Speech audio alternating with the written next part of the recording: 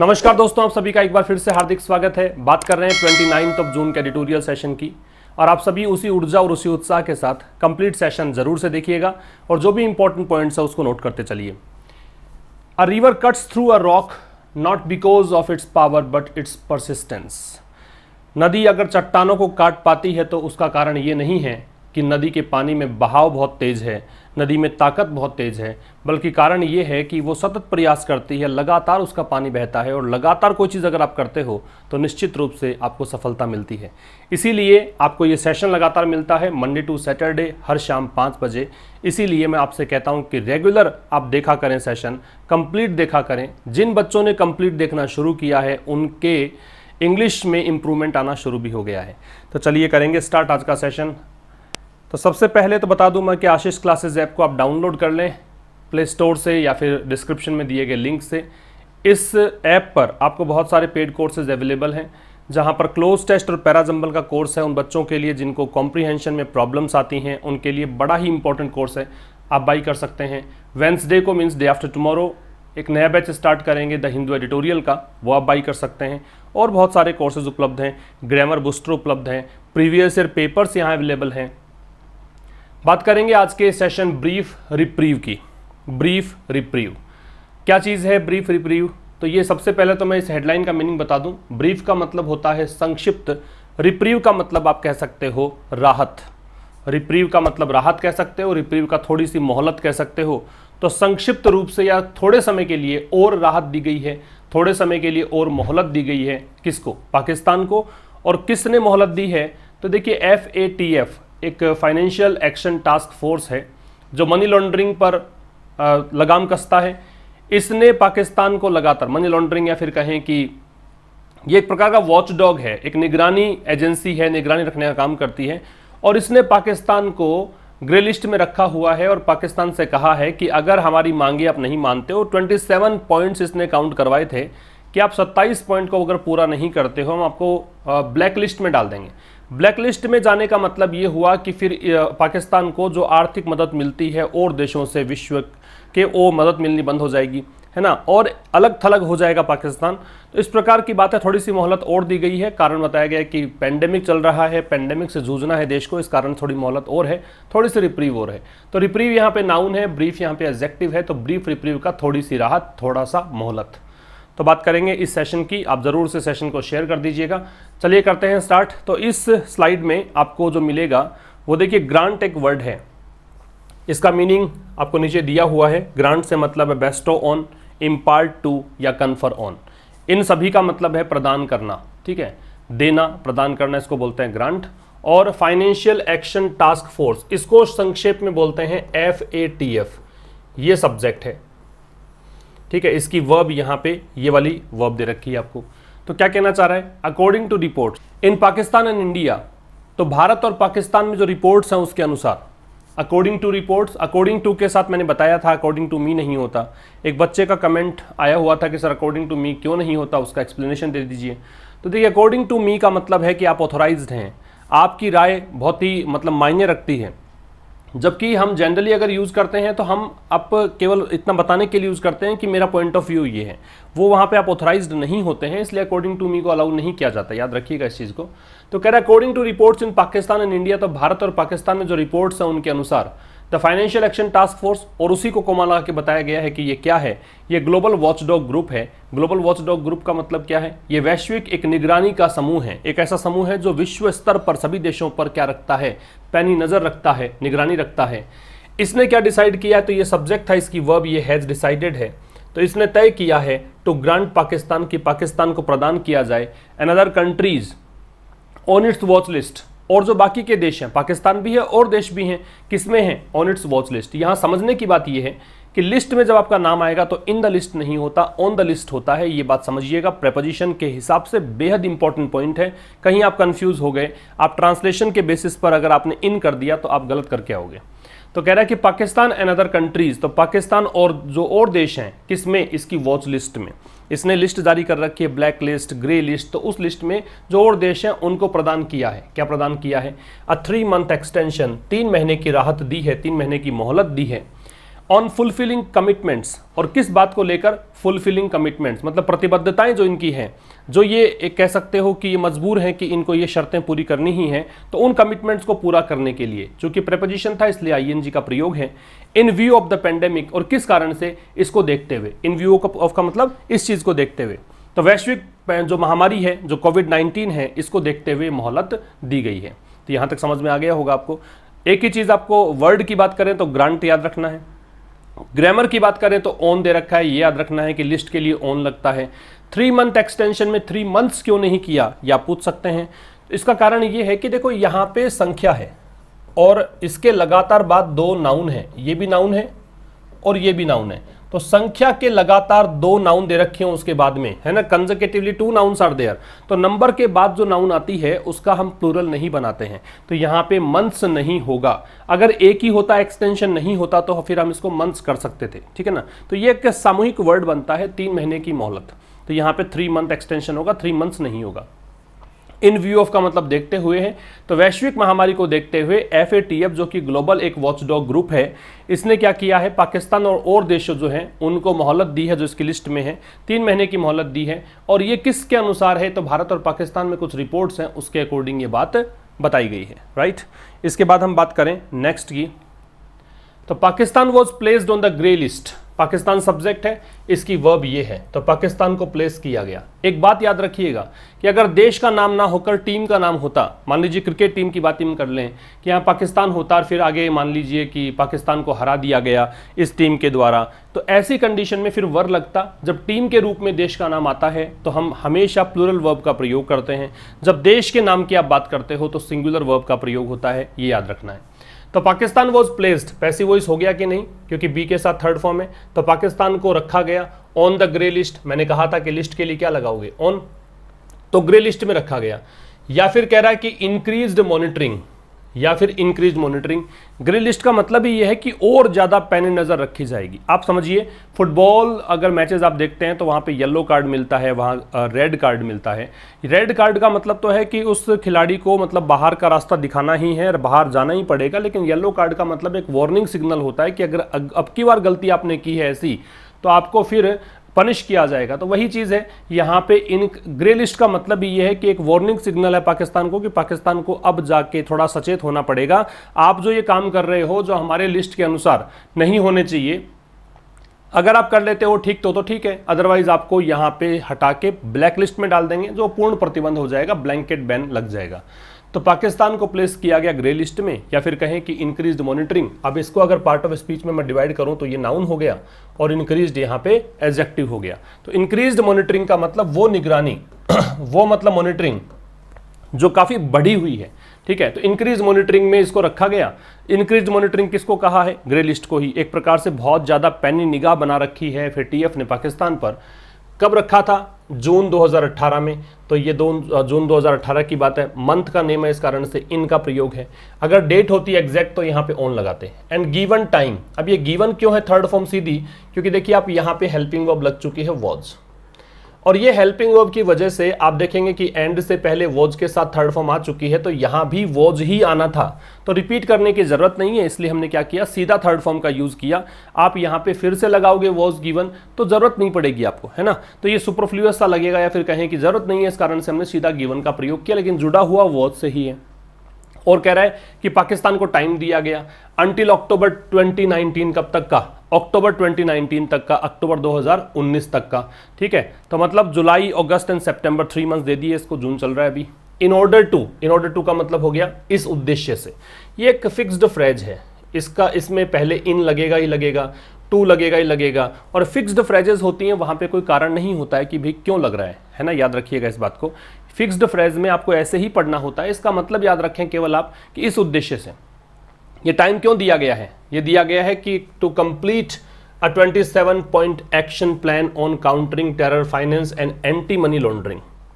तो आप फिर से पढ़िएगा, पाकिस्तान को रखा गया ग्रे लिस्ट में या इंक्रीज्ड मॉनिटरिंग में, 2018 में रखा था, और इसको टाइम दिया गया 2019 तक का।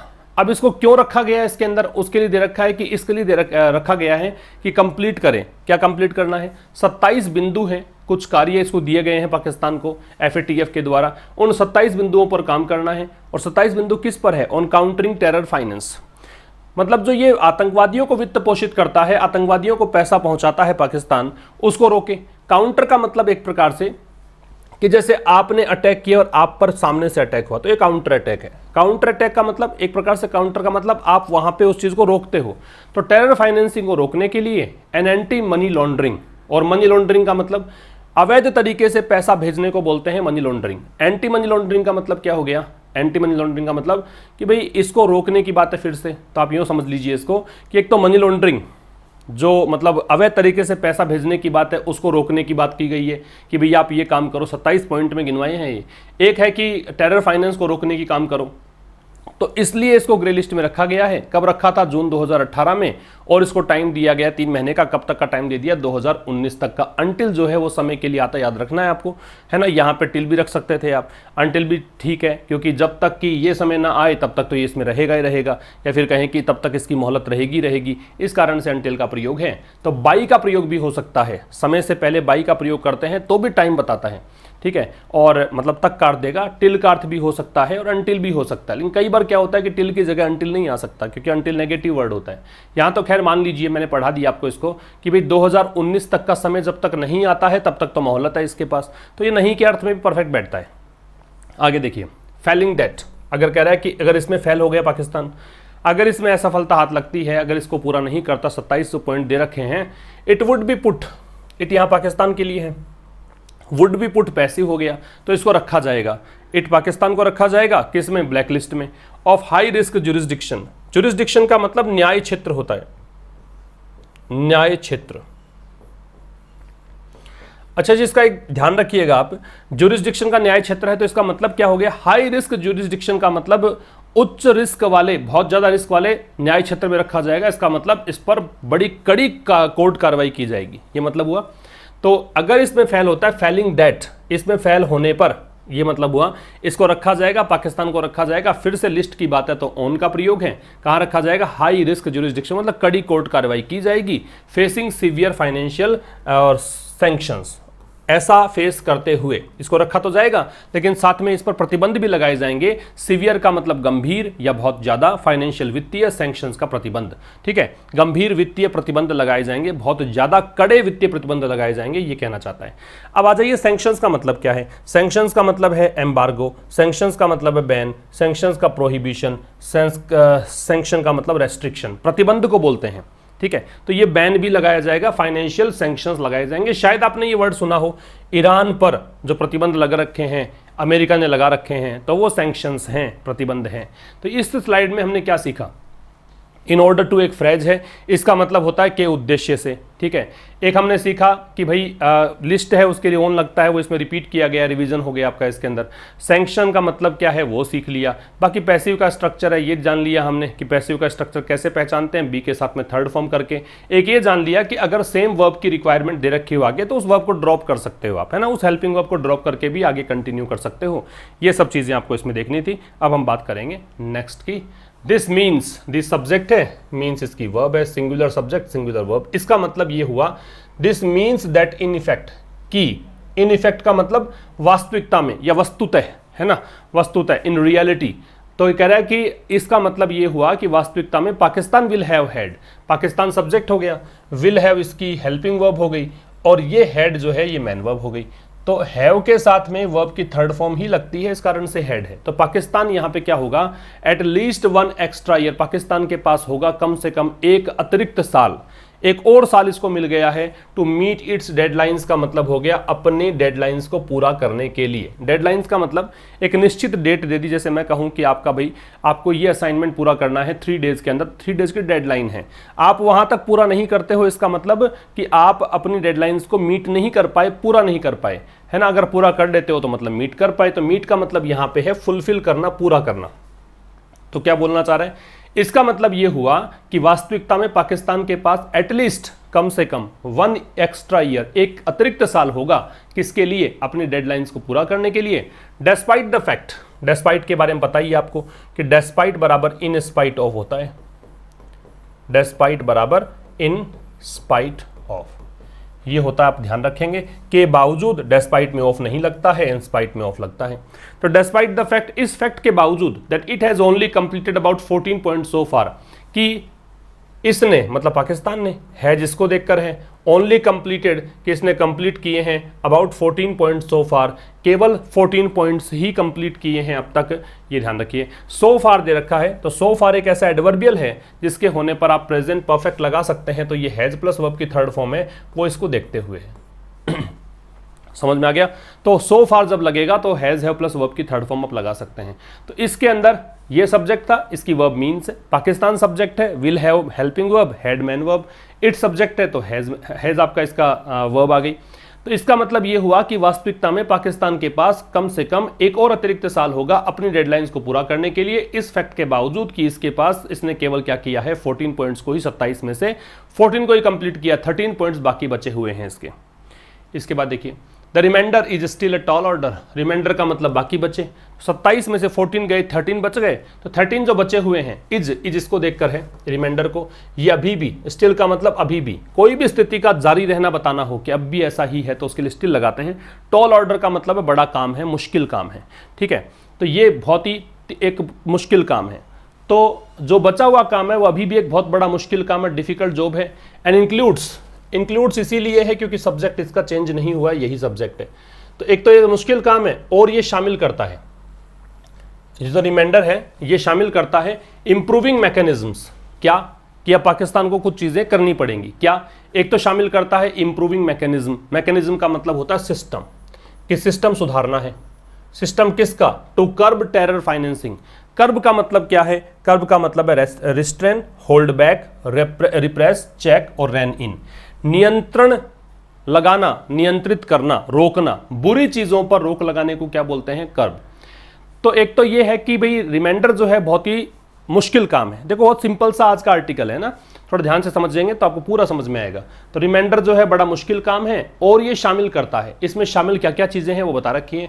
एक तो मैकेनिज्म सुधारना पड़ेगा पाकिस्तान को, सिस्टम सुधारना पड़ेगा, सिस्टम किसका, टेरर फाइनेंसिंग को रोकने का, ठीक है, कि वित्त पोषित नहीं करेंगे, आतंकवादी संगठनों को पैसा नहीं पहुंचाएंगे, ये रोकना पड़ेगा। दूसरा अमेंडिंग लॉज, अब देखो ये सीरीज बनेगी, ये इंप्रूविंग से स्टार्ट किया इसने, फिर ये अमेंडिंग से स्टार्ट किया, यहां पे कानून में सुधार करना पड़ेगा। अमेंड का मतलब क्या होता है, सुधार करना, संशोधन करना। मैंने आपको किसी आर्टिकल में बताया था कि अमेंड और इमेंड, इमेंड जो होता है वो टेक्स्ट एडिट करने को बोलते हैं, जैसे मैं इसकी स्पेलिंग ही चेंज कर दूं, ए की जगह ई कर दूं तो वो मैं इमेंड करूंगा, अमेंड करूंगा तो संशोधित करना होता है।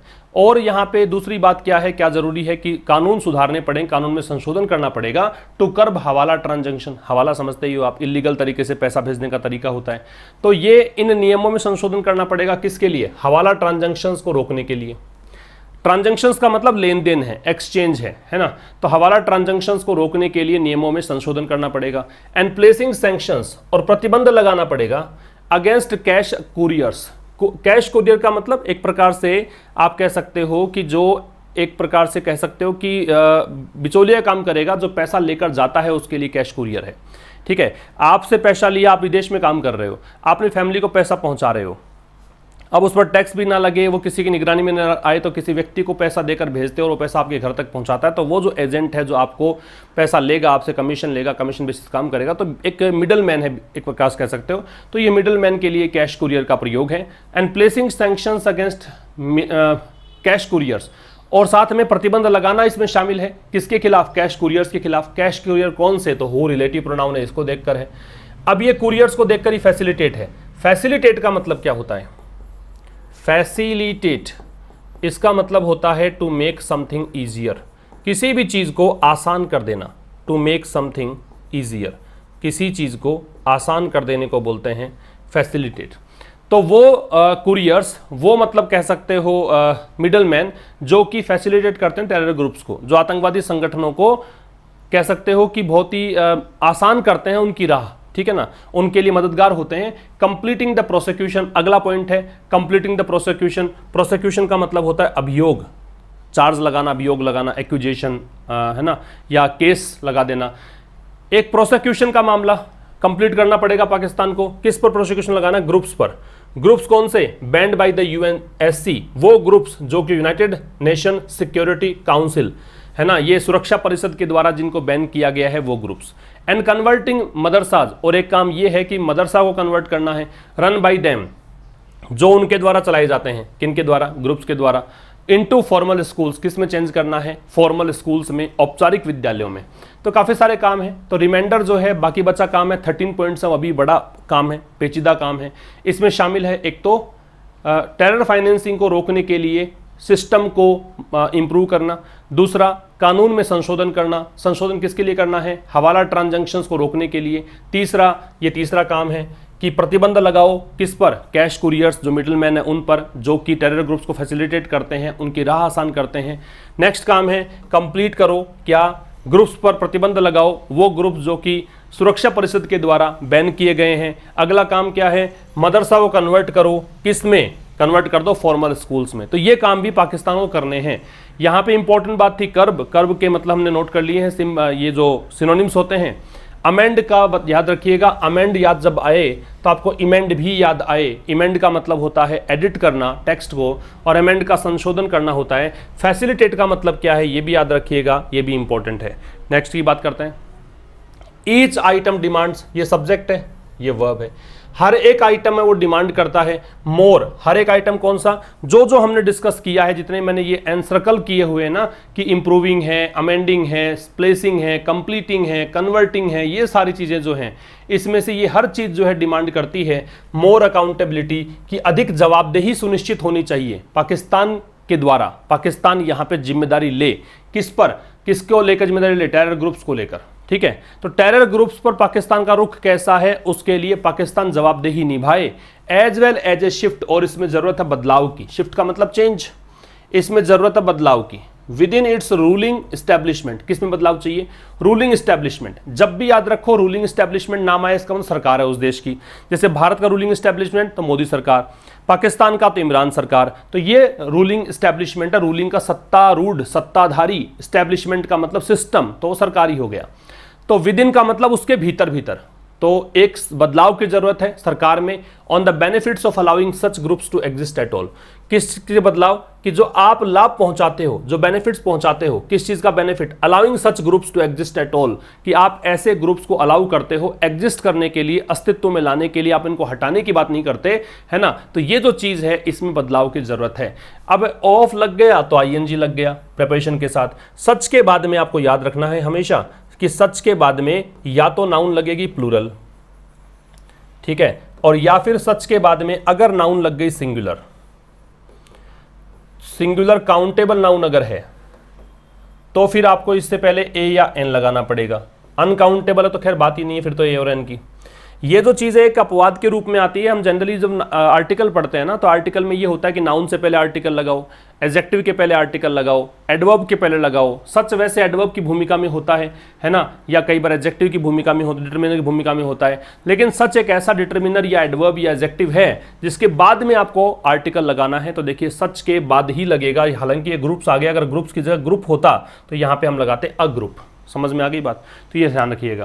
तो यहाँ पे क्या बात की गई है कि हर एक आइटम जो हमने पीछे बात करी है उसके लिए ज़रूरत है कि पाकिस्तान के द्वारा अधिक जवाबदेही सुनिश्चित की जाए इन टेरर ग्रुप्स को लेकर। साथ साथ में जो पार्टी है, पाकिस्तान की सरकार जो है, वो सत्तारूढ़ जो पार्टी है, उसमें बदलाव की ज़रूरत है। बदलाव यहाँ पे दिए जाने चाहिए किस चीज़ को लेकर, कि जो बेनिफिट्स आप पहुँचाते हो इनको अलाउ करके ऐसे संगठनों को कि एग्जिस्ट कर सकें, ये सुचारू रूप से काम कर सकें, ये ऑपरेट कर सकें, इसमें बदलाव की ज़रूरत है।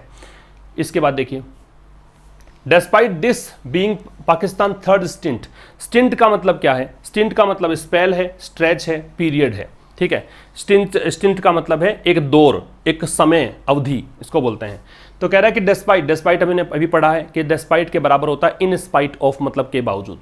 तो इस चीज के बावजूद कि this being Pakistan third stint, की ये पाकिस्तान का तीसरा समय काल है, तीसरा पीरियड पाकिस्तान को मिला है on the FATF watch list, FATF की वॉच लिस्ट में, है ना। मतलब तीसरा ये मतलब अवधि है कि पाकिस्तान इसकी वॉच लिस्ट में आया है, पाकिस्तान FATF के ग्रे लिस्ट में आया है।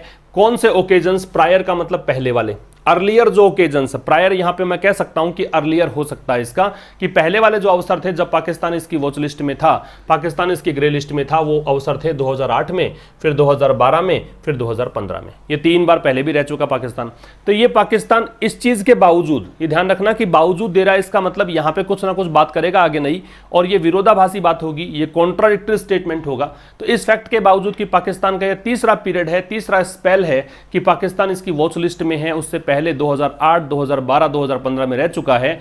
आगे देखिएगा के बावजूद के लिए क्यों है, देयर इज लिटिल एविडेंस, ऐसा कोई सबूत नहीं है। एविडेंस यहां पे नाउन है, ये जो सब्जेक्ट है, एविडेंस ऐसा नाउन होता है जिसका प्लूरल नहीं बनता, तो एविडेंस का एविडेंसेस पॉसिबल नहीं है, ये बात जरूर नोट करिएगा। तो एविडेंस जो है इसके साथ आप एस या E S what ever, mean तो ई एस तो वैसे भी नहीं लगेगा, ई लगा हुआ है इसके अंदर, तो एस नहीं जुड़ेगा, ये हमेशा याद रखिए। एविडेंस हमेशा सिंगुलर प्लूरल दोनों में सेम ही आता है। लिटिल एविडेंस है, तो लिटिल एविडेंस, चूंकि लिटिल से पहले ना ए है ना द है, इसको नेगेटिव मानूंगा फिर मैं, तो ये कहूंगा कि भाई लिटिल एविडेंस मतलब कोई सबूत नहीं है, तो अभी भी कोई सबूत नहीं है। और देयर की भूमिका देखिए, ये कॉमा लग गया, देयर से स्टार्ट हो गया तो इन्वर्जन हो गया, ये वर्ब पहले है, उसके बाद में सब्जेक्ट है। बात समझ में आ गई? 2-3 चीजें थी यहाँ पे, देयर से स्टार्ट होने पर इन्वर्जन लगता है, तो वर्ब जो है सब्जेक्ट बाद में है, वर्ब पहले है। इस सब्जेक्ट को देखकर ये वर्ब है, चूंकि ये अनकाउंटेबल है इसलिए सिंगुलर वर्ब है, और एविडेंस का प्लूरल नहीं बनता, बता दिया मैंने। लिटिल लगाया है तो नेगेटिव मानना है। तो इस फैक्ट के बावजूद कि पाकिस्तान 3 बार पहले भी इसकी वॉच लिस्ट में रह चुका है, अभी भी कोई सबूत नहीं है that it has yet internalised that message. Internalise का मतलब आत्मसात करना कह सकते हो, एसिमिलेट करना कह सकते हो, या फिर कहें कि इस मैसेज पर अमल करना कह सकते हो। तो पाकिस्तान ने अभी भी वो जो संदेश है FATF के द्वारा कि भाई आप वॉच लिस्ट, जो हमारी वॉच लिस्ट में आ गए हो, जो आप ग्रे लिस्ट में बने हुए हो, इससे बाहर जाओ ना, क्यों आप ऐसा मतलब अपनी छवि खराब कर रहे हो इंटरनेशनल मंच पर, तो आप इस तरीके से क्यों कर रहे हो। तो ये जो मैसेज था FATF का, इसको अभी भी इसने इंटरनलाइज नहीं किया है। यट जो है इसका मतलब अभी भी कोई काम करना बाकी है ना। अगर आप यूं कहें कि you are yet to study, है ना, कोई भी आपने ले लिया study this report whatever, तो इसका मतलब फिर ये होगा कि आपको अभी भी उस रिपोर्ट की स्टडी करनी है, आपने अब तक उस रिपोर्ट की स्टडी नहीं की है। तो अभी भी मतलब कोई ऐसा सबूत नहीं मिलता है कि पाकिस्तान जो है अब भी इसने कोई अमल में ले लिया है। अभी तक पाकिस्तान ने ये संदेश को अमल नहीं किया है, इसको एसिमिलेट नहीं किया है, इसको आत्मसात नहीं किया है। ये सब्जेक्ट है और ये इसकी वर्ब है। आगे देखेंगे तो in a US report on terrorism, तो एक यूएस की रिपोर्ट थी आतंकवाद पर, रिलीज्ड लास्ट वीक। वो रिपोर्ट जो कब रिलीज हुई, पिछले सप्ताह रिलीज हुई। Pakistan remains a safe haven. Haven, एक तो ये हेवन होता है, एक HEAVEN होता है। ये जो हेवन होता है वो तो स्वर्ग होता है, ये तो पता ही है आपको। और ये जो हेवन होता है ये आश्रय स्थल, शेल्टर कह सकते हो, इसको कह सकते हो सेफ प्लेस, शेल्टर, बिल्कुल सुरक्षित स्थान है, एक पनाह दे रखी है मतलब इसने। तो कह रखा है कि यूएस की एक रिपोर्ट आई आतंकवाद को लेकर जो पिछले सप्ताह रिलीज की गई, उसमें पाकिस्तान अभी भी सेफ हेवन बना हुआ है, बिल्कुल एक शेल्टर बना हुआ है, एक कह सकते हो कि एक ऐसी जगह है जहां पर आतंकवादी शरण ले सकते हैं। For most UN proscribed groups, किसके लिए? UN के द्वारा जो भी ग्रुप्स प्रोस्क्राइब किए गए हैं, ग्रुप्स तो नाउन हो गया और ये प्रोस्क्राइब्ड एडजेक्टिव हो गया, तो वो ग्रुप्स जो कि निषेध हैं, जो प्रतिबंधित हैं। प्रोस्क्राइब्स के सिनोनिम देख लीजिए, प्रोहिबिट है, बैन है, एम्बार्गो है, तो ये है प्रतिबंधित। तो ये एडजेक्टिव का काम कर रहा है यहाँ पे और पास्ट पार्टिसिपल बना हुआ है। तो जो प्रतिबंधित ग्रुप है UN के, उन सभी के अंदर यहाँ पे मतलब कह सकते हो उन ग्रुप्स के लिए ये एक सेफ हेवन का काम करता है। उस US की रिपोर्ट में ये बात सामने आई है। नेक्स्ट देखेंगे, the report also adds that its steps to prosecute certain leaders of Jaish-e-Mohammed and Lashkar-e-Taiba are inadequate। The report subject है, इसकी वर्ब ये रही एड्स, ठीक है। तो ये रिपोर्ट जो है UN, जो US की रिपोर्ट की हमने डिस्कशन किया है, उस रिपोर्ट में एक बात और जुड़ी हुई है, एक बात और जोड़ते हैं, ऐड करते हैं, दैट की इट्स स्टेप्स। इट्स स्टेप्स का मतलब इसके जो कदम हैं, किसके? पाकिस्तान के। To prosecute certain leaders. अब सर्टेन वाली कहानी मैंने बताई थी आपको, सर्टेन जब लगता है तो इसको आप डील करें प्लूरल की तरह, प्लूरल तो नाउन लगाओ और प्लूरल वर्ब लगाओ। लेकिन अगर असर्टेन दे रखा है आपको तो ए लगा है, इसकी इज्जत करते हुए आप सिंगुलर तो नाउन लगाओ और सिंगुलर वर्ब लगाओ। ये कहानी आपको याद रहनी चाहिए। असर्टेन है तो singular noun singular verb, certain है तो प्लूरल नाउन प्लूरल वर्ब, ये बात याद रखेंगे। तो रिपोर्ट में ये बात भी जोड़ी गई है कि जो पाकिस्तान के स्टेप्स हैं, अच्छा इट्स स्टेप्स हैं, ये बन गया सब्जेक्ट। वैसे इट्स जो है पजेसिव एडजेक्टिव है, याद रखिएगा। पजेसिव एडजेक्टिव है तो आगे आने वाला शब्द है वो नाउन होता है, ये भी याद रखिएगा। इट्स जो है इसमें अपोस्ट्रोफे नहीं है, ये भी याद रखो। ये जो एक कहानी होती है इट्स, इसका मतलब होता है इट इज, और जो ये करते हैं हम इट्स, ये होता है पजेसिव एडजेक्टिव, ये भी याद रखिए। तो ये तो पजेसिव एडजेक्टिव है। तो ये कह रहा है कि इसके जो स्टेप्स है पाकिस्तान के, कैसे स्टेप, प्रोसिक्यूट करने के, प्रोसिक्यूट का मतलब मुकदमा चलाने के, अभियोग चलाने के। सर्टेन लीडर्स ऑफ जैश ए मोहम्मद लश्कर ए तैयबा, कि लश्कर ए तैयबा के कुछ लीडर्स हैं, जैश ए मोहम्मद आतंकवादी संगठन है ये, इनके कुछ नेता हैं, तो इनको लीड करने वाले लोग हैं, तो इनके नेताओं के खिलाफ, इनके जो लीडर्स हैं उनके खिलाफ प्रोसिक्यूट करने के जो स्टेप्स हैं पाकिस्तान के, वो स्टेप्स को देखकर आ रहा है। इनएडिक्वेट का मतलब इनसफिशिएंट है, अपर्याप्त है। वो कदम जो उठा रही है पाकिस्तान इनको केस चलाने का, अभियोग चलाने का, वो केवल दुनिया को दिखाने के लिए है, वो मतलब पर्याप्त नहीं है। आगे देखेंगे इन द पास्ट ईयर, पिछले साल में, इन द पास्ट ईयर पिछला साल, पाकिस्तान हैज परस्यूड इंडाइटमेंट्स। इंडाइटमेंट का मतलब अभियोग चलाना होता है, तो ये चार्ज, अक्यूजेशन, अरेंजमेंट, ये होता है अभियोग चलाना। पाकिस्तान हैज परस्यूड इंडाइटमेंट्स, पाकिस्तान ने परस्यू किया। परस्यू का मतलब होता है चेज करना, परस्यू का मतलब होता है पीछा करना, फॉलो करना। तो पाकिस्तान ने क्या किया है, पाकिस्तान ने चार्ज लगाए हैं, किसके खिलाफ, एलईटी लीडर्स के खिलाफ, लश्कर ए तैयबा के लीडर्स के खिलाफ, ठीक है। तो पाकिस्तान ने पिछले साल क्या हुआ कि इन लश्कर ए तैयबा के कुछ नेता लोग हैं, लीडर्स हैं, उनके खिलाफ अभियोग लगाया, but not on serious charges, लेकिन गंभीर आरोप नहीं लगाए।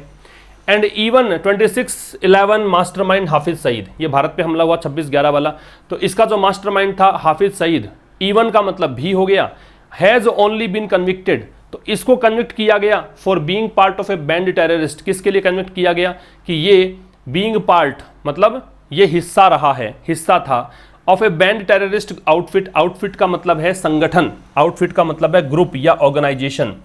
तो ये एक जो प्रतिबंधित, जिसको बैंड को हमने एम्बार्गो कहा था, प्रोस्क्राइब्ड कहा था, ठीक है ना, इन सब को प्रतिबंधित, रेस्ट्रिक्टेड कहा था, प्रोहिबिटेड कहा था, तो उसके लिए बैंड यूज किया गया है। तो टेररिस्ट आउटफिट तो है नाउन, टेररिस्ट आउटफिट तो है कंपाउंड नाउन, और बैंड यहां पे है एडजेक्टिव। तो एक जो प्रतिबंधित संगठन है आतंकवादियों का, उसका हिस्सा होने के कारण इसको मतलब किया गया था, कन्विक्ट किया गया था। अच्छा जी, कन्विक्ट के साथ में प्रेपोजिशन वैसे ऑफ लगता है, ये फोर दे रखा है यहाँ पे, आप ऑफ लगाएंगे। कन्विक्ट ऑफ का मतलब दोषारोपण करना, क्या दोष लगाया है उसके लिए ऑफ लगता है। And for having illegal property, और क्या दोष लगाया है इस पर कि हैविंग इलीगल प्रॉपर्टी, की गैर कानूनी या अवैध तरीके से संपत्ति इसने रखी हुई है, तो उसका आरोप भी लगाया है। अच्छा, एक बात और होती है, जो हैव होता है ना, वो अगर पजेसिव हैव होता रखने के सेंस में, तो उसमें आईएनजी लगता नहीं है ना। जनरली हमें देखने में आता है कि हैव के साथ आईएनजी लगेगा नहीं, लेकिन चूंकि अब प्रेपोजिशन के बाद में लगेगा तो फिर लगा सकते हैं आप। तो फिर ये इस केस के अंदर आपको ऑफ प्लस आईएनजी या फिर फोर प्लस आईएनजी दे रखा है, प्रेपोजिशन प्लस आईएनजी दे रखा है, तो ऐसे केस में जेरेंट बन जाता है, वो एक अलग बात है। अदरवाइज आप हैव के साथ में आईएनजी नहीं लगाओगे जब पजेसिव है, वो जब रखने का सेंस देता हो। अगर एक्सपीरियंस करने का देता हो हैव, जैसे I am having a severe headache, कि मुझे बहुत ही ज़्यादा सर दर्द है, तो फिर वहाँ पे हैविंग लगा सकता हूँ। ही इज़ हैविंग फीवर, उसे बुखार है, तो हैविंग लगा सकते हो। लेकिन रखने के सेंस में, पजेशन के सेंस में हैव के साथ आईएनजी नहीं लगता है। तो मैंने यहाँ पे क्या बताया आपको कि यहाँ तक की बात तो देखो समझ में आएगी आपको, इनएडिक्वेट है। फिर आगे कहा कि पिछले साल पाकिस्तान ने आरोप लगाए, किसके खिलाफ, एलिट लीडर्स के खिलाफ, लेकिन सीरियस चार्जेस नहीं लगाए, सीरियस चार्जेस पर अभियोग नहीं लगाया है ना, कुछ गंभीर आरोप नहीं थे। और कह रहे 26/11 का जो मास्टरमाइंड था हाफिज सईद, उसको भी मतलब केवल कन्विक्ट किया गया, किसके लिए किया गया, तो ऑफ लगेगा, convicted of being part of A band terrorist, कि भाई ये एक जो एक प्रतिबंधित आतंकवादी संगठन है उसका हिस्सा था और इसने इलीगल प्रॉपर्टी रखी हुई थी, ये आरोप इसने लगाए इस पर। बात समझ में आ गई। अच्छा, एक बात और समझना इसका, बैंड का मतलब हमने एक वर्ड पढ़ा था प्रोस्क्राइब्ड, क्या वर्ड पढ़ा था, प्रोस्क्राइब। प्रोस्क्राइब का मतलब निषेध होना, प्रतिबंधित होना, ये सब होता है। अच्छा, प्रोस्क्राइब के अलावा एक वर्ड और होता है प्रेस्क्राइब। प्रेस्क्राइब जो शब्द होता है, इसका मतलब होता है निर्धारित करना, किसी भी संगठन के द्वारा निर्धारित होते हैं कोई नियम, शर्तें आदि, उसको प्रेस्क्राइब करना बोलते हैं। या फिर डॉक्टर के पास आप जाओ, डॉक्टर पर्ची लिख कर देता है आपको कि दवा ये लेनी है आपको, है ना, ये डाइट आपको फॉलो करनी है, तो वो भी प्रेस्क्रिप्शन होता है, प्रेस्क्राइब करना होता है। तो दोनों मीनिंग याद रखना, प्रोस्क्राइब अलग है, प्रेस्क्राइब अलग है। चलो आगे बढ़ते हैं। मीनवाइल, ये वैसे एडवर्ब है, इसका मतलब के दरमियान, दो घटनाएं घट रही हैं उसके बीच में जो दौर होता है उसको बोलते हैं मीनवाइल। एलिटी ऑपरेशंस कमांडर्स, तो क्या लश्कर तैयबा के जो ऑपरेशन कमांडर्स हैं, जो ऑपरेशन चलाते हैं, लश्कर तैयबा के जो चीज़ें चलाते हैं कि आतंकी हमला यहाँ करना है, वैसे करना है, ऐसे करना है, तो ये सब जो है कमांडर, जाकिर उर रहमान लखवी अब नाम है, एक नाम, साजिद मीर दूसरा नाम, और जैश ए मोहम्मद चीफ मसूद अजहर तीसरा नाम, ठीक है। तो इसी दरमियान जो इसके कमांडर्स हैं, ये तीनों नाम हैं, अपीयर टू बी, ऐसा लगता है कि वो एट लार्ज का मतलब है भाग गए, फरार हैं, वो जेल में है ही नहीं, वो मतलब फरार हैं, उन पर कोई न्यायिक मतलब मुकदमा नहीं चल रहा है, कहने का मतलब। अपीयर प्लूरल वर्ब है, क्यों है? क्योंकि तीन नाम दे दिया आपने, एक साजिद मीर दिया, एक लखवी दिया, एक मसूद अजहर दिया। अब ये प्लूरल हो गया तो अपीयर लग गया। टू बी एट लार्ज का फरार हो जाना, फ्ली बोल सकते हो इसको, है ना, ये मतलब पनिशमेंट, मतलब इन्होंने एस्केप कर दिया, ये कह सकते हो। Pakistan prime minister Imran Khan reference का मतलब सजेशन कह सकते हो, हिंट कह सकते हो, तो यहाँ तो हिंट मानो। पाकिस्तान के प्रधानमंत्री जो है इमरान खान, उनका एक संकेत, उनका एक हिंट इन इट्स पार्लियामेंट, अपनी संसद में, to al Qaeda, in its parliament to al Qaeda founder Osama bin Laden. तो पाकिस्तान की जो पार्लियामेंट है, संसद है, वहां पे इन्होंने एक रेफरेंस दिया। किसको रेफरेंस दिया? तो रेफरेंस में देखो टू लग रहा है, al Qaeda founder Osama bin Laden. Osama bin Laden को इन्होंने कहा क्या? मार्टायर कहा, शहीद कहा इन्होंने। बात समझिए इनकी। तो कह रहा है कि ये पाकिस्तान के जो प्रधानमंत्री हैं, उन्होंने एक रेफरेंस दिया कि पार्लियामेंट में कि अलकायदा के जो फाउंडर थे ओसामा बिन लादेन, उसको इन्होंने कहा शहीद हैं। अंडरलाइंस, अब ये अंडरलाइंस है रेफरेंस के लिए। ये जो रेफरेंस था इनका, जो एक संकेत दिया इन्होंने, ये बताता है, ये दर्शाता है, ये हाईलाइट करता है क्या? The establishment attitude to these groups की एस्टैब्लिशमेंट मतलब जो सिस्टम है, जो सरकार है, कि सरकार का रवैया क्या है इन ग्रुप्स को लेकर, क्या एटीट्यूड है, क्या सोचती है सरकार इनको लेकर। तो कैसे अभियोग चलाओगे जब आप शहीद का दर्जा दे रहे हो, जब आप इनको देश के सैनिक मानते हो, जब इनको देश की आन बान शान मानते हो, तो कैसे आप मुकदमा चला सकते हो इन पर? समझने की बात है। आगे देखिएगा, पाकिस्तान जो फेल्ड अटेम्प्ट, पाकिस्तान के जो असफल प्रयास हैं, पाकिस्तान जो फेल्ड अटेम्प्ट, पाकिस्तान के असफल प्रयास। अटेम्प्ट नाउन है, फेल्ड यहाँ पे एडजेक्टिव हो गया। To have the UNSC designate 4 Indians as terrorist last week. क्या प्रयास थे? To have the UNSC, UNSC का मतलब तो हो गया है संयुक्त राष्ट्र सुरक्षा परिषद, United nation security council. Designate का मतलब नामित करना, नामांकित करना, कि इसने प्रयास किया कि यूएनएससी जो है वो डेजिग्नेट कर दे। एक बात तो बता दो आपको, यहाँ पे यू टू हैव डेजिग्नेटेड आना चाहिए था ना यहाँ पे, क्योंकि हैव तो पॉजिटिव वर्ब है, और पॉजिटिव वर्ब है तो यहाँ पे डेजिग्नेटेड कर सकते थे आप, है ना, तो गलत दे रखा है यहाँ पे। फिर ये पाकिस्तान का जो फेल्ड अटेम्प्ट है, पाकिस्तान के जो असफल प्रयास हैं, किस चीज़ का असफल प्रयास? To have the UNSC designated, प्रयास था कि यूएनएससी के द्वारा नामित करवाने का प्रयास। किसको नामित करवाना है? 4 इंडियंस को, 4 भारतीयों को। किस रूप में? आतंकवादी कहलाना था इनको लास्ट वीक, पिछले सप्ताह। तो पिछले सप्ताह इसका एक प्रयास रहा। असफल प्रयास क्यों रहा, आगे समझ में आ जाएगा कि इसने एक असफल प्रयास किया कि 4 भारतीयों को इसने आतंकवादी करार दिलवाना चाहा यूएनएससी के द्वारा। It was vetoed by the US. बीच में एक बात कह दी लेखक ने कि ये जो प्रयास था ना पाकिस्तान का, इसको वीटो का मतलब ये कह सकते हो कि इसका विरोध किया गया, है ना। तो इस बात का विरोध किया गया यूएस के द्वारा, अमेरिका के द्वारा, इसको वीटो कर दिया गया। तो इट वॉज वीटोड है तो वॉज वीटोड पैसिव वॉइस हो गया। तो इस बात का विरोध यूएस के द्वारा किया गया, यूएस ने ये होने नहीं दिया मतलब। तो अब समझो फिर से कि ये अटेम्प्ट जो है वो यहाँ पे बयां करता है, speaks to its lack of credibility. तो ये यहाँ पे बयां करता है कि लैक ऑफ क्रेडिबिलिटी मतलब इसकी, लैक मतलब कमी, क्रेडिबिलिटी विश्वसनीयता, ऑन द इश्यू, किस मुद्दे पर, कि पाकिस्तान के ऊपर भरोसा कर ही नहीं सकते आप, पाकिस्तान में विश्वसनीयता है ही नहीं, है ना। इस मुद्दे पर पाकिस्तानी क्रेडिबिलिटी की कमी को दर्शाता है, उसको बयां करता है, ये कहना चाहता है। तो अटेम्प्ट यहाँ पे सब्जेक्ट था, स्पीक्स इसकी वर्ब थी, इट सब्जेक्ट था, वॉज वीटोड वर्ब थी। ये सब बातें हमने देखी। Pakistan is counting on, count on का मतलब होता है डिपेंड ऑन, रिलाई ऑन, है ना, या फिर बैंक ऑन, निर्भर होना, हिंज ऑन, ये सब मतलब होते हैं इसके।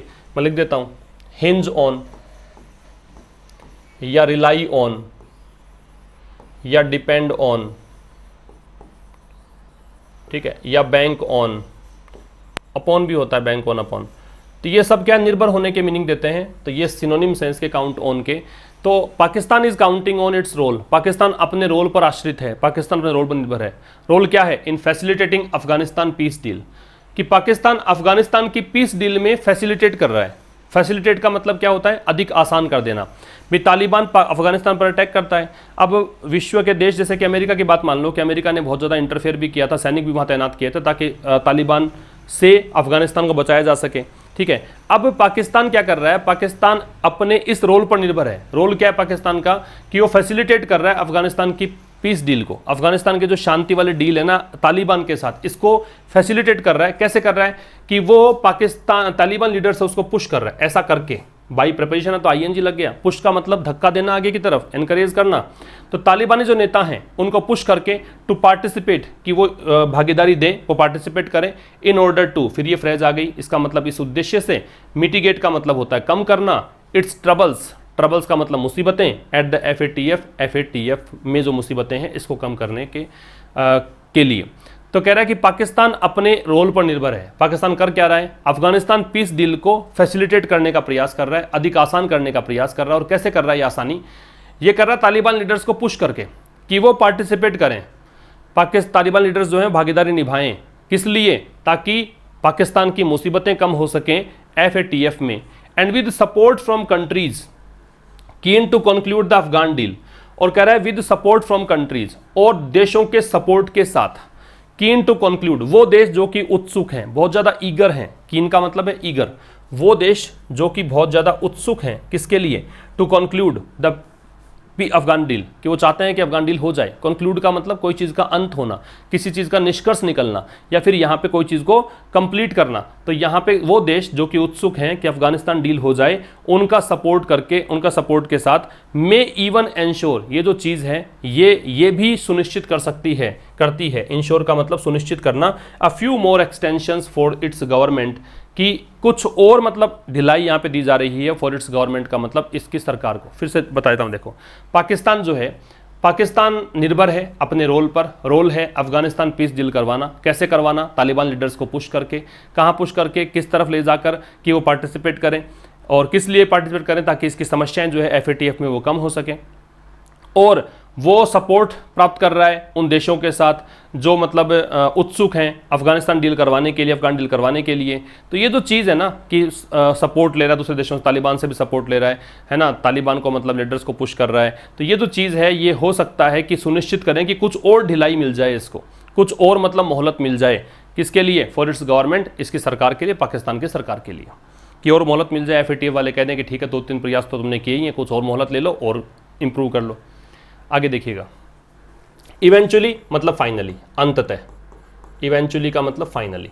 तो अंततः गिवन द रिग्रेस, गिवन का मतलब कंसिडरिंग, ये प्रेपोजिशन होता है, इसका मतलब है कंसिडरिंग। तो ये देखते हुए, द रिग्रेस, रिग्रेस का मतलब है स्ट्रिक्ट या स्ट्रिंजेंट। स्ट्रिक्ट कह सकते हो, स्ट्रिंजेंट कह सकते हो, ठीक है।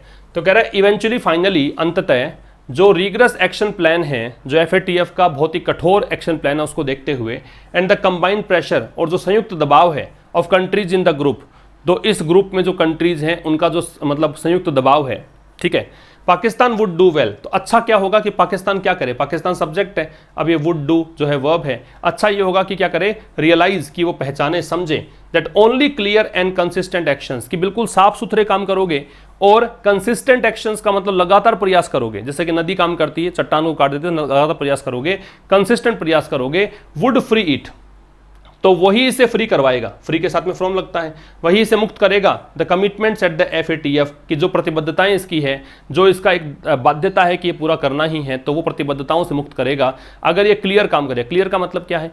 क्लियर का मतलब ये है कि पाकिस्तान फिलहाल जो काम करता है वो एम्बिग्यूअस प्रकृति की करता है। हाँ, दिखाने के लिए दुनिया को अभियोग चला देगा, लेकिन वास्तव में ऐसा कुछ होता नहीं है, ठीक है। छोटे मोटे चार्ज लगा के उनको जेल में डाल दिया जाता है। तो ऐसा काम नहीं, बिल्कुल क्लियर ट्रांसपेरेंट तरीके से काम करे और कंसिस्टेंट एक्शंस ले, वही चीज़ें जो हैं वो इसको फ्री करेंगी। अब ये only clear and consistent action है, ये सब्जेक्ट है, तो वुड फ्री इसका वर्ब है।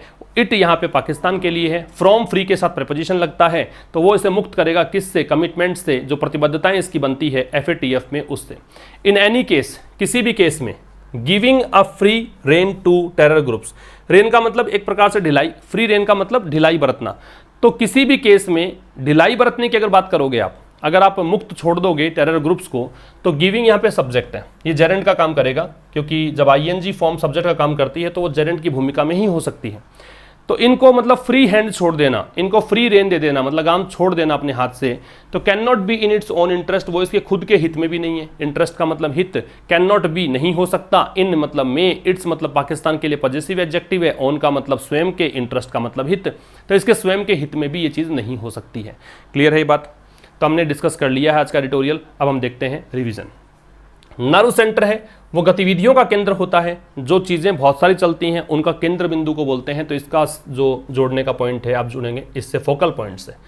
अशर इन का मतलब किसी भी चीज़ का शुरुआत होना है ना, योजना आदि का शुरू होना, तो अशर इन का बिगिन या स्टार्ट, तो आप कर देंगे, इससे जोड़ देंगे। आउटलास्ट का मतलब है अधिक समय तक रहना, सर्वाइव करना, अधिक समय तक जीना, है ना, तो आउटलास्ट का हो जाएगा आउटलिव। रिसरेक्ट का मतलब रिवाइव करना, पुनः सक्रिय करना, और ल्यूक्रेटिव का रिम्यूनरेटिव, लाभदायक, बेनिफिशियल, ठीक है, प्रॉफिटेबल, ये सब इसके मीनिंग्स थे। अब हम बात करेंगे आज के कुछ क्वेश्चंस, सेंटेंसेस जो हिंदी में है, इंग्लिश में ट्रांसलेट कैसे करना है। तो विदेश मंत्रालय ने एक वक्तव्य जारी किया, विदेश मंत्रालय ने एक वक्तव्य जारी किया था, ध्यान से पढ़िए। विदेश मंत्रालय हो गया the ministry of external affairs. अब इसने एक वक्तव्य जारी किया था, इसने एक वक्तव्य जारी किया था, तो देखो हैड इशूड अ स्टेटमेंट, किया था इसलिए मैंने पास्ट परफेक्ट ले लिया, हैड इशूड, क्या एक वक्तव्य तो स्टेटमेंट, क्या की तो की के लिए दैट। चीनियों ने पहले से सोचा विचारा और सुनियोजित कदम उठाया। अब देखो कदम तो यहाँ पे नाउन है, और कैसा कदम है, सुनियोजित तो वेल प्लान्ड या प्लान्ड, सोचा विचारा प्री मेडिटेटेड है ना, ये इसके एडजेक्टिव बनेंगे। तो चीनियों ने पहले से सोचा विचारा और सुनियोजित कदम उठाया कि द चाइनीज साइड, चीनी, टुक लिया, उठाया, pre meditated and planned action, ठीक, कदम उठाया, जो कि उसके परिणाम स्वरूप होने वाली हिंसा के लिए जिम्मेदार है, जो कि दैट, जिम्मेदार है, चूंकि ये पास्ट की बात कर रहा है इसलिए मैंने इसको पास्ट में कन्वर्ट कर दिया वॉज, जिम्मेदार है रेस्पॉन्सिबल, जिम्मेदार किसके लिए, फोर लगेगा, द रिजल्टिंग वायलेंस मतलब परिणाम स्वरूप होने वाली हिंसा। तो देखो सब्जेक्ट था external, ministry of external affairs, इसने इशू किया था तो हैड इशूड, क्या इशू किया था, ऑब्जेक्ट लगा दिया, अ स्टेटमेंट, की कंजंक्शन कनेक्टिव तो दैट लगा दिया, चाइनीज साइड फिर से सब्जेक्ट बन गया, चीनियों ने कदम उठाया, तो कदम कैसा था उसके लिए हमने लिया कि इसका एडजेक्टिव है सुनियोजित और पहले से सोचा विचारा, तो टुक लिया, कैसा कदम, प्रीमेडिटेटेड एंड प्लान्ड एक्शन, जो कि कंजंक्शन लगा दिया, दैट वाज जिम्मेदार था, रेस्पॉन्सिबल फॉर, किसके लिए, परिणाम स्वरूप होने वाली हिंसा के लिए, द रिजल्टिंग वायलेंस।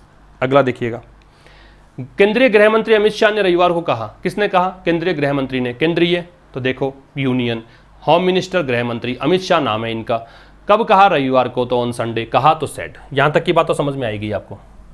क्या कहा, दैट लगा दो, नहीं लगाओ तो भी काम चलेगा, कि इंडिया, भारत जो है वैश्विक महामारी के खिलाफ जंग जीत जाएगा, तो भारत जीत जाएगा, तो इंडिया विल विन आना चाहिए, लेकिन चूंकि कहा पास्ट में तो वुड विन करेंगे, तो इंडिया वुड विन, क्या, लड़ाई, जंग, किसके खिलाफ, कोविड-19, वैश्विक महामारी, पेंडेमिक बोलते हैं, तो कोविड-19 पेंडेमिक। तो union home minister Amit Shah on Sunday said India would win the battle against the covid pandemic. आगे देखिए, ईरान के राष्ट्रपति हसन रूहानी ने रविवार को कहा, तो ईरानियन प्रेसिडेंट हसन रूहानी सेड ऑन संडे, जो अमित शाह वाली बात थी वैसे यहाँ पे है, रुसनामी तो चेंज हुआ है, क्या कहा, दैट, अब यहाँ पे दैट लगा दिया, वहाँ दैट नहीं लगाया, कोई खास बात नहीं, मैंने पहले भी कहा था, लगा भी सकते हो नहीं भी लगा सकते हो, कि उनका देश मतलब हिज कंट्री एक्सपीरियंस कर रहा है, मतलब वैश्विक महामारी और साथ साथ अमेरिकी प्रतिबंधों के कारण अपने सबसे मुश्किल वर्ष का सामना कर रहा है मतलब एक्सपीरियंस कर रहा है, तो इज एक्सपीरियंसिंग अपना सबसे मुश्किल वर्ष, इट्स टफेस्ट ईयर, सबसे मुश्किल, टफेस्ट डिग्री सुपरलेटिव है, किस कारण से कर रहा है, तो यूएस के प्रतिबंध है, और साथ साथ में क्या है, तो कोविड-19 पेंडेमिक है, कपल्ड विद का मतलब साथ में जुड़ा हुआ है। तो कह रहा है कि ईरानी प्रेसिडेंट हसन रूहानी सब्जेक्ट है, सेड यहाँ पे वर्ब है, क्या कहा है, कब कहा है, ऑन संडे एडवर्ब हो गया, कंजंक्शन लगाया दैट कि उसकी कंट्री, हिज कंट्री, वो एक्सपीरियंस कर रही है तो सब्जेक्ट बन गया, ये हो गया verb, helping verb, man verb, फिर सबसे मुश्किल वर्ष तो टफेस्ट ईयर क्यों कर रहा है, क्योंकि यूएस के प्रतिबंध हैं और साथ साथ में क्या है, वैश्विक महामारी है, उल्टा कर सकते हो, the covid pandemic coupled with US sanctions, दोनों पॉसिबल हैं। तो ये आपका आज का सेशन हमने कंप्लीट कर लिया है। अब हमारी मुलाकात होगी कल शाम 5 बजे हमेशा की तरह, बस अपने दोस्तों के साथ ज़रूर से शेयर कर दें और ज़रूर से लाइक करें अगर आपको पसंद आया हो, और नेक्स्ट सेशन में हम कल के सेशन में कुछ और चीज़ें इन्वॉल्व करने की कोशिश करूँगा मैं। तब तक के लिए नमस्कार, थैंक यू वेरी मच।